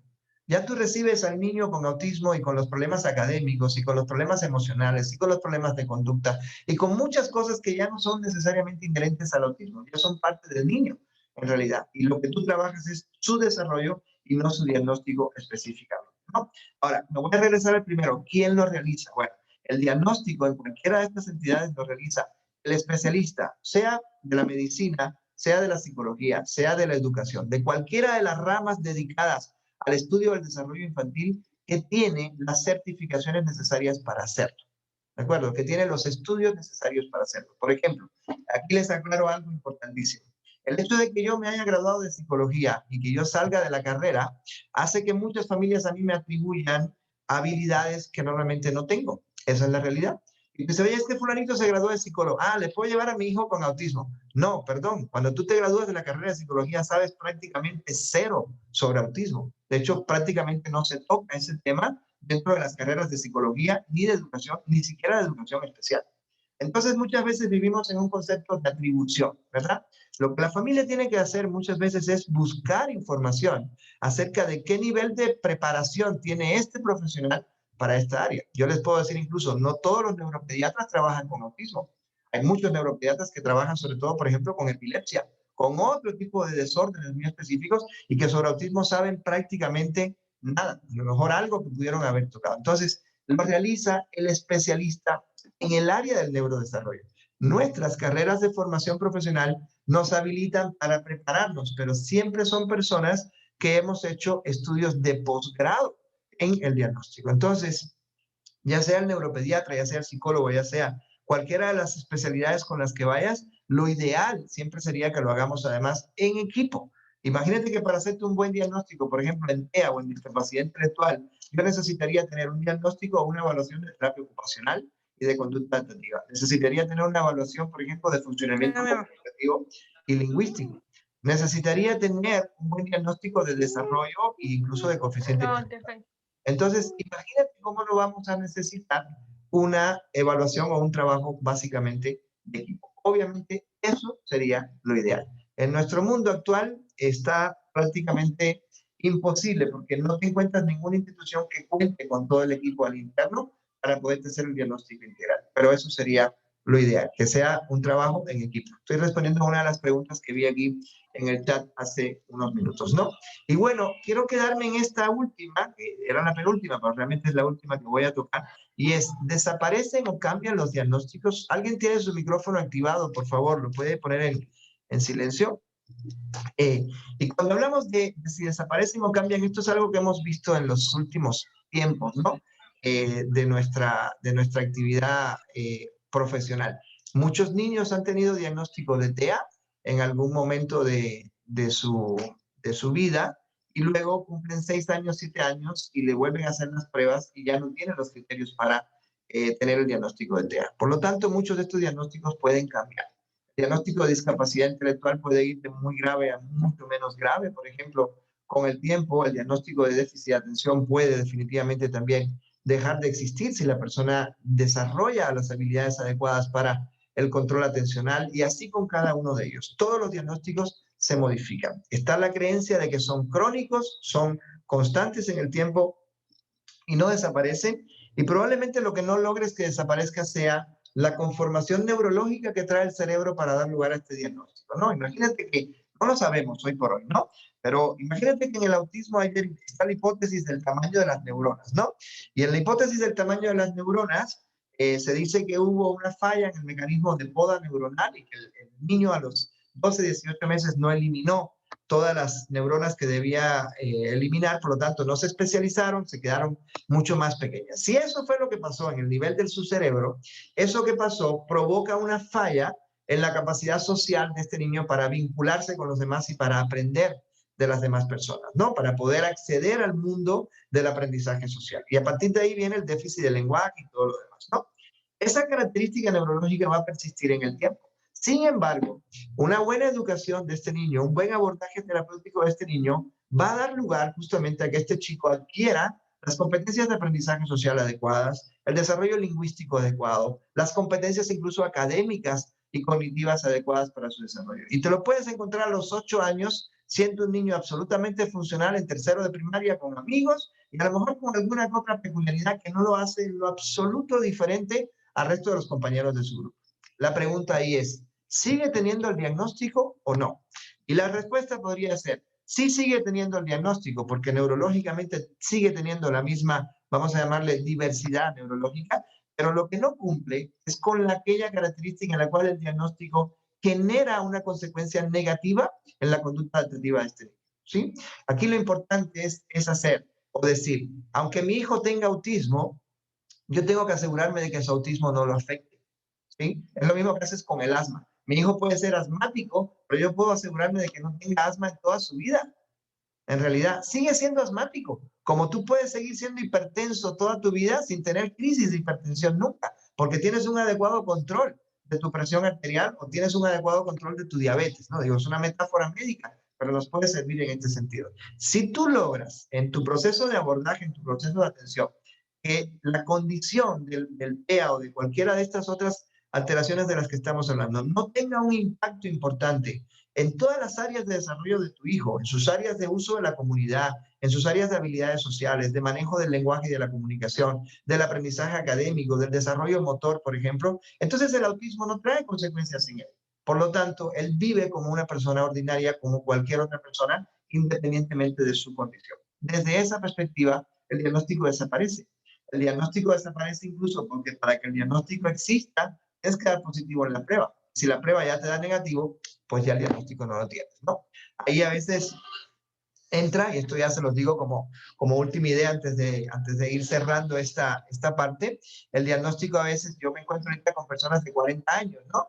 Que me dicen, oye, es que quiero un diagnóstico porque yo creo que tengo autismo, ¿no? Y tú dices, bueno, ¿y qué tanto te ha afectado a ti el autismo, no? Y me dicen, no, pues soy ingeniero y diseño edificios y tengo mi coche, mi casa, estoy casado, tengo 2 hijos, es más, me divorcié y me volví a casar. Y entonces tú dices, bueno, ¿y qué tanto daño te hizo el autismo? ¿Cómo tú explicas que el autismo haya traído consecuencias negativas en tu vida cuando tú has logrado exactamente lo mismo que todos los demás hemos logrado y no has tenido que ir al psicólogo para eso? ¿No? ¿Sí? Entonces, si ves, lo que tú buscas es justamente para que tengas una condición de este tipo, tiene que haber un impacto importante en tu calidad de vida. Hoy en día, muchos de los niños de los que estamos hablando, como ustedes como familias, están teniendo todavía dificultades a lo mejor en el ámbito social, cuando los llevan a una piñata o en la escuela, que no los pueden dejar de pronto solos porque tienen problemas de conducta, porque se salen del salón, o en la comunicación, porque no te pueden pedir lo que quieren o no te pueden decir lo que ellos están buscando, por ejemplo, o lo que necesita. Siempre y cuando haya una consecuencia en una de esas áreas, el diagnóstico persiste. Cuando todas esas áreas empiezan a ser funcionales gracias al impacto del tratamiento sobre ellos, entonces ya el diagnóstico deja de ser realmente existente o deja de ser un problema en esos momentos. Y eso es lo que hace que sí podamos considerar la posibilidad de que el diagnóstico desaparezca en estos chicos. ¿Vale? Muy bien. Entonces, bueno, había una última diapositiva que era entender un poquito el concepto de conducta adaptativa y el concepto de compromiso cognitivo, ¿no? O sea, cómo ocurre y qué tanto tenemos nosotros en nuestros niños esta idea de que tenemos niños muy inteligentes, tenemos niños inteligentes con desarrollo intelectual, pero qué tanto hay compromiso del funcionamiento adaptativo de la conducta adaptativa. Esto es algo que yo siempre de alguna forma converso mucho con los papás, trato de explicarle mucho a los papás. Lo importante no es que tu hijo sepa muchas matemáticas o sepa mucho sumar, restar y escribir y leer. Lo importante es que tu hijo sea bueno en comunicación.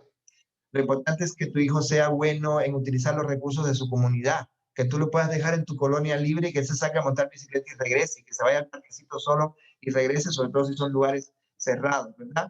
Que sí, que sus habilidades académicas sean funcionales, es una de las áreas de la conducta adaptativa, pero no es la única área de la conducta adaptativa. ¿sí? La vida en el hogar y la vida en la escuela, desde saber cuidarte a ti mismo, vestirte, desvestirte, alimentarte, bañarte, todo lo que tiene que ver con comportamientos de autonomía, salud y seguridad. Tener un niño que tú sabes que no se va a cruzar la calle cuando viene un coche, que no se va a alejar de ti en un centro comercial, que sabe cuidarse a sí mismo desde cierta perspectiva, que sabe decirte, mamá, me duele la cabeza o me duele la panza, por ejemplo.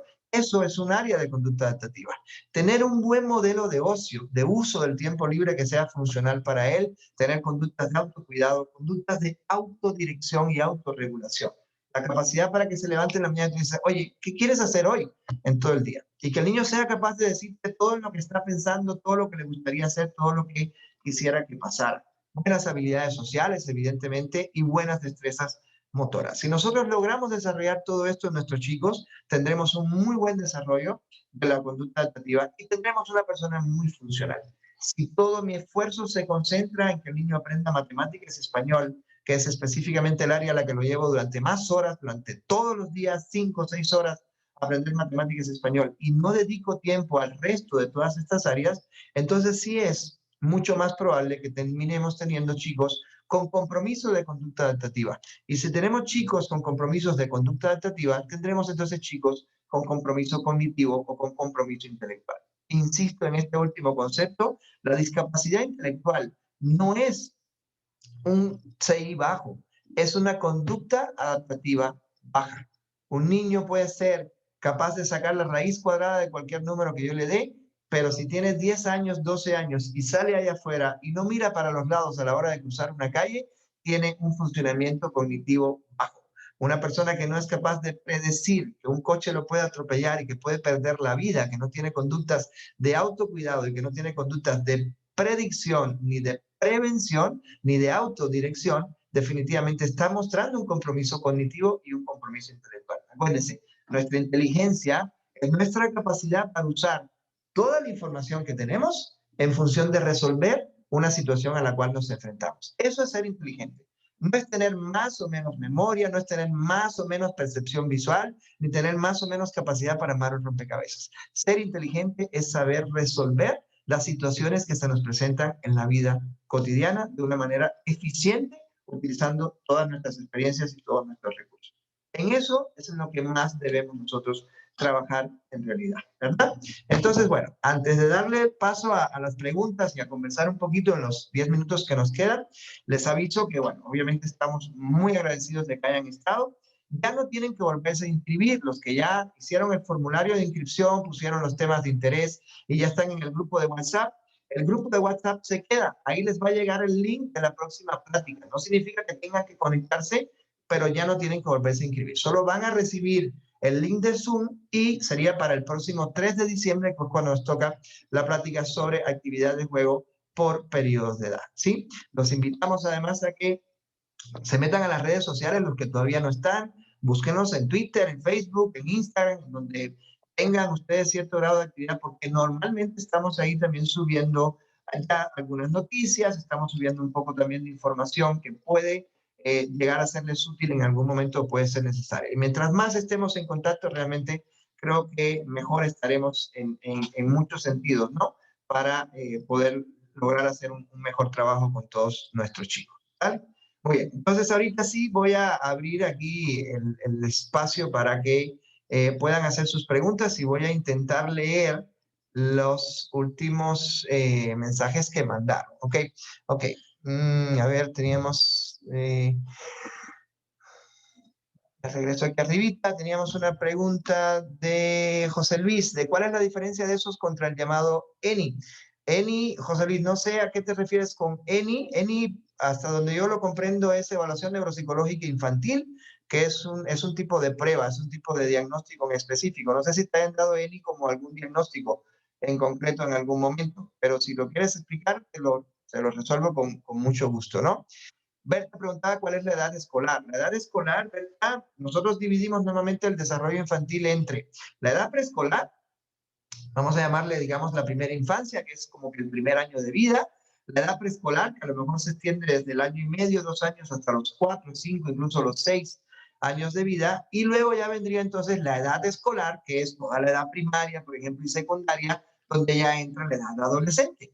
es ya el niño de la adolescencia y luego, evidentemente, a la juventud, ¿no? Entonces, por eso está dividido en ese claro. Cuando les decimos que los trastornos del aprendizaje, por ejemplo, y la discapacidad intelectual se diagnostican en edad escolar, es porque justamente esperamos que haya pasado este periodo de la edad temprana, el periodo preescolar, para poder avanzar hasta estos niveles de desarrollo, ¿verdad? Fátima, por ejemplo, pregunta que si con el Merrill-Palmer se puede hacer diagnóstico. Fátima, la Merrill-Palmer es una prueba de desarrollo, es una prueba que te va a dar la edad madurativa de tu hijo, sobre todo si tienes un niño de menos de 5 años, 4 años, 5 años es lo máximo que puede medir este tipo de examen. Es una prueba que te va a dar una edad madurativa. Te dice, ok, ¿sabes qué, Fátima? Tu hijo tiene 5 años y de acuerdo a la Merrill-Palmer funciona como un niño de 3 años en el área de comunicación, de 2 años en el área motora y de 5 años en el área cognitiva. ¿Sí ves? Pero no te va a dar, esa Merrill-Palmer no te va a dar el diagnóstico ni de discapacidad intelectual, ni de trastorno del espectro del autismo, ni de ninguna de las condiciones del neurodesarrollo. Las condiciones del neurodesarrollo solo se pueden diagnosticar con protocolos específicos para ellas. Las pruebas de desarrollo se aplican antes de la aplicación de ese protocolo. ¿Sí ves? Es como un, vamos a llamarle, es un camino, por decirlo de cierta forma. Lo primero que haces es la historia clínica del niño con todos sus antecedentes. Después haces la evaluación de desarrollo, porque la evaluación de desarrollo te ayuda en el diagnóstico diferencial. Si yo te hago la Merrill-Palmer, por ejemplo, Fátima, y tu hijo o tu hija resulta que tiene 5 años, pero en todos los ámbitos del desarrollo funciona como un niño de 18 meses, por ejemplo, yo no sospecharía de TEA, yo sospecharía de un retraso global del desarrollo, porque todas sus áreas están comprometidas de forma simultánea y de igual manera. Cuando pases una Merrill-Palmer, por ejemplo, a un niño con TEA, te vas a dar cuenta de que el ámbito social y comunicativo está más bajo que el ámbito motor o incluso el ámbito de la conducta adaptativa, que también los puedes medir con la Merrill-Palmer. Esa discrepancia, aunque todo esté con retraso, esa discrepancia es la que dice, sí, este niño está más orientado a un trastorno del espectro del autismo que a una alteración específica o a una alteración global del desarrollo. Para eso te sirve la Merrill. Pero una vez que lo haces, entonces tienes que hacer el protocolo diagnóstico para demostrarte que tiene o no tiene TEA o para demostrarte que tiene o no tiene una discapacidad intelectual o un retraso global del desarrollo. ¿Sí? Date cuenta que es como, la Merrill es el primer paso. En el proceso es como el primer escalón única y exclusivamente. ¿Sí? Me dice Moni que si se puede reevaluar el diagnóstico de autismo con el desarrollo de habilidades. Claro, el diagnóstico de autismo puede ser reevaluado todo el tiempo y tenemos protocolos de evaluación en autismo para todos los periodos de edad. Entonces tú puedes tener un niño que te dé positivo en el diagnóstico de autismo, por ejemplo, a los 3 años y a los 11 años, a los 12 años, el diagnóstico que más importancia le dé sea el diagnóstico de compromiso intelectual o de discapacidad intelectual. Un chico que te llega a los 12 años, por ejemplo, a los 14 años y todavía no tiene autonomía educativa, por ejemplo, que no tiene autonomía social desde muchas perspectivas, que no tiene un buen manejo todavía de la comunicación desde el punto de vista de las relaciones con los demás, obviamente ya lo empiezas a orientar más hacia un compromiso cognitivo que hacia un compromiso social puramente, ¿no? En realidad. Entonces, por eso te digo que los diagnósticos siempre pueden ir cambiando y que siempre es bueno que ustedes hablen con sus especialistas sobre esos temas para que realmente vayan viendo dónde están lo más importantes. Yo siempre les insisto mucho a las familias en que traten de visualizar el tema de la conducta adaptativa. La conducta adaptativa creo que es lo más importante en todo el desarrollo. Es para lo que trabajamos con ustedes y es para lo que ustedes trabajan con sus hijos. Cuando les preguntamos a ustedes, ¿en qué quieres que te ayude con tu hijo? Es raro que una familia me diga, yo quiero que le quites el autismo. Familia lo que siempre te va a decir es, yo quiero que sea autónomo, yo quiero que mi hijo sea independiente cuando crezca. No me importa de qué se va a graduar. Nadie llega y te dice que yo quiero que sea médico. No, las familias siempre nos dicen a nosotros, queremos que sean independientes. Y la pregunta que siempre nos tenemos que hacer es, cuando queremos que nuestros hijos sean independientes y que sean autónomos y que puedan valerse por sí mismos en la vida adulta, tengo que entonces empezar a considerar qué tantas horas le dedico a cada uno de estos ámbitos de la conducta adaptativa. ¿Sí ves? Esa conducta adaptativa, esas 10 áreas que les puse ahorita yo a ustedes ahí en la última diapositiva, por cierto, esta diapositiva ahorita se las mandamos al grupo de WhatsApp, ¿de acuerdo? La presentación, todas las presentaciones se les mandan siempre y si hay material de apoyo, también se les envía. Pero en esas últimas 10 áreas, si ustedes mismos como adultos funcionales se evaluaran, se darían cuenta de que estamos bien. estamos bien en comunicación, estamos mal en ocio, no sabemos qué hacer con el tiempo libre porque no tenemos, obviamente, ¿no? Pero estamos bien en comunicación, estamos bien a lo mejor en uso de la comunidad, sabemos desplazarnos, casi todos tenemos licencia de conducir o podemos manejar el coche o sabemos usar los transportes de la comunidad, ¿estás de acuerdo? Sabemos subirnos al camión y llegar de un lugar al otro. Eso es un gran problema. Yo tengo chicos con autismo en la universidad, pero los papás los tienen que llevar. Y tú dices, bueno, ¿cómo ves el equilibrio entre el nivel intelectual del niño y la dificultad que tiene para manejarse en la comunidad? ¿No? Dices, si yo no me puedo manejar en la comunidad, ¿cómo puedo acceder a ella? ¿Cómo puede tener un empleo alguien que no puede desplazarse? Por ejemplo, ¿cómo puede cuidar un hogar alguien que no puede cuidarse a sí mismo, que no puede cruzar la calle?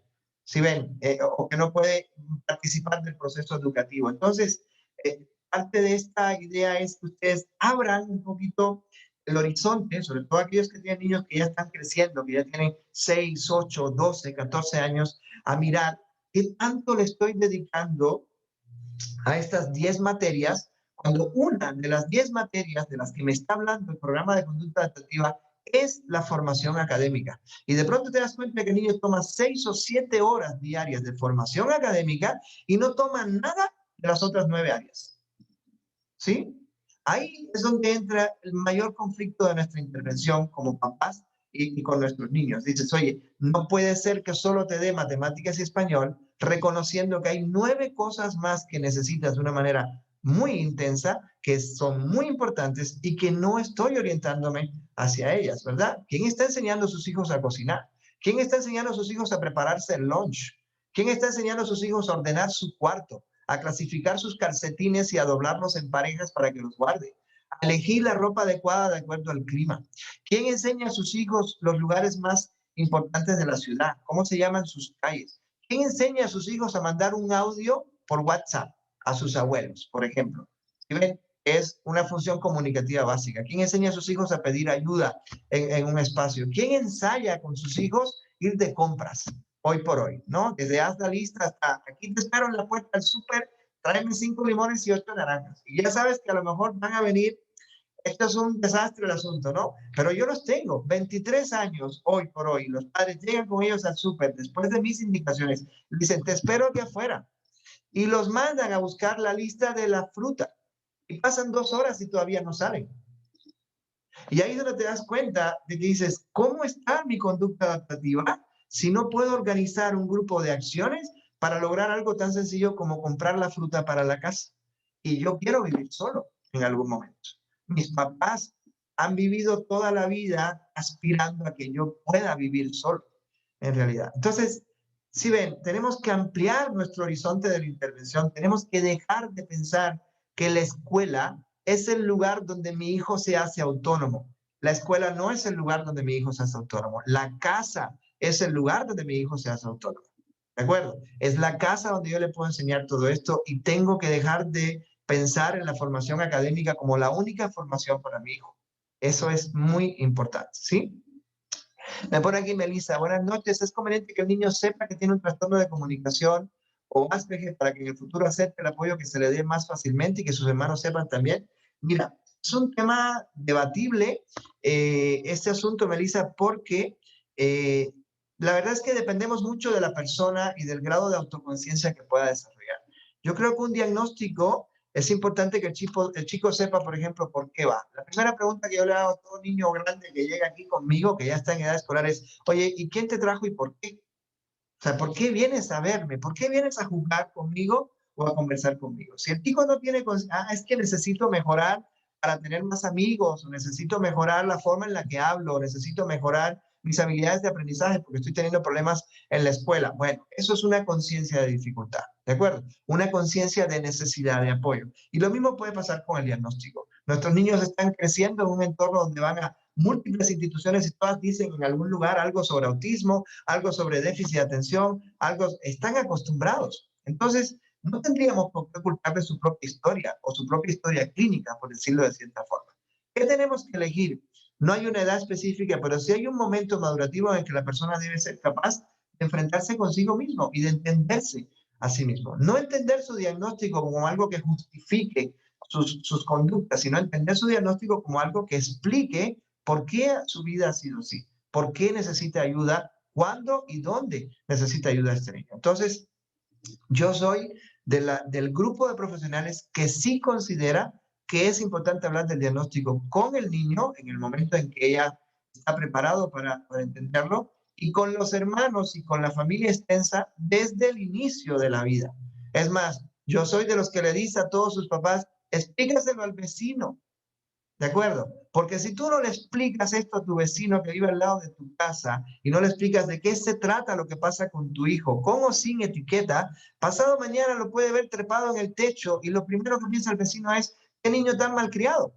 Y no se da cuenta de que el niño puede estar en peligro porque tiene una condición que a lo mejor no le permite predecir que puede tener un accidente. ¿Y qué crees? No te llama, ¿no? Y es lo que nos ha pasado a muchos de nosotros, que de pronto incluso los han denunciado en el PIS porque el niño todos los días a las 4 de la mañana está llorando y los papás lo regañan, ¿no? Y claro, que los vecinos dicen, oye, es que yo creo que lo están maltratando. Nadie ha cruzado para decirle, oye, ¿sabes qué? Mira, mi hijo tiene una característica de este tipo, esto es lo que pasa con él, necesita ayuda en este tipo de cosas, y listo, eso es todo. Simple y llanamente le explicas cómo es tu hijo. No se trata de la etiqueta, no es ponerle el nombre en el pecho ni nada por el estilo. Es hacer que la gente que esté a su alrededor tenga mejor capacidad para comprenderlo, mejor capacidad para apoyarlo en lo que necesita.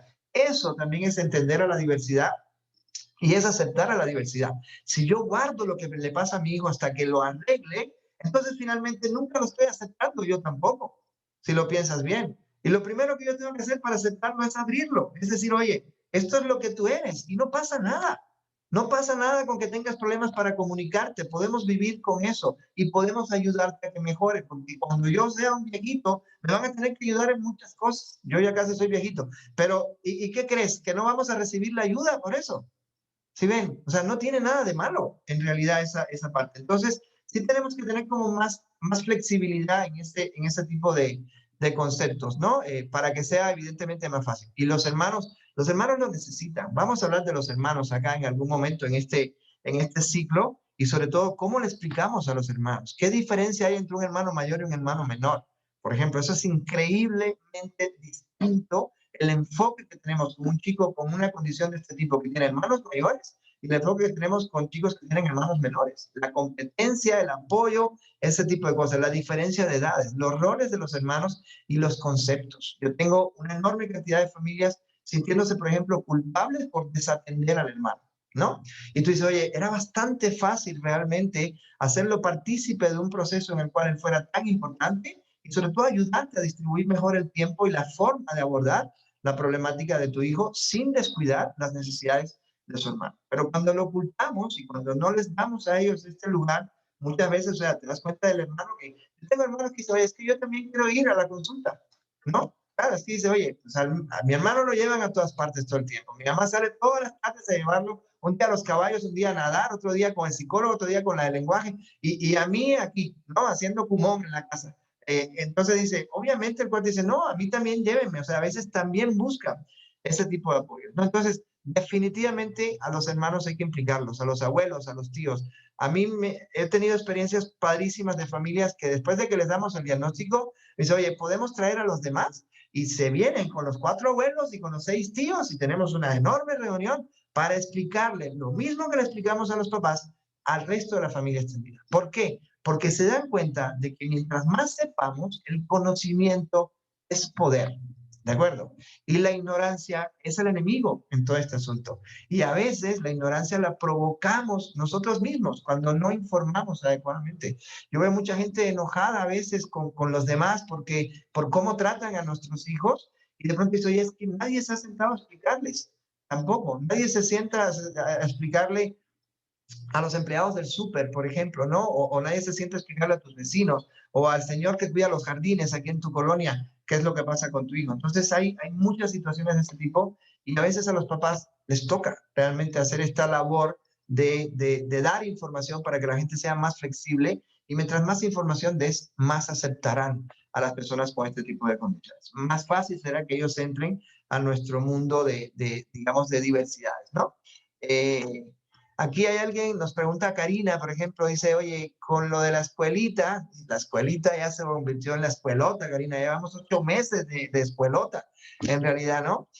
Nos da a los padres para llevar una buena relación entre escuela y niños y evitarles el estrés. En mi caso, con 4 años y trastorno de integración sensorial, sí, me imagino que sea muy complicado porque hoy justamente hablaba yo con una mamá, esta ya es la última pregunta y ya cerramos.